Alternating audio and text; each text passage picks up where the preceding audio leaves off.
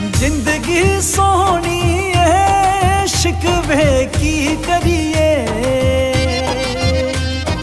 अग लग टेंशन नू दुनिया दी सैर करिए। जिंदगी सोहनी है शिकवे की करिए,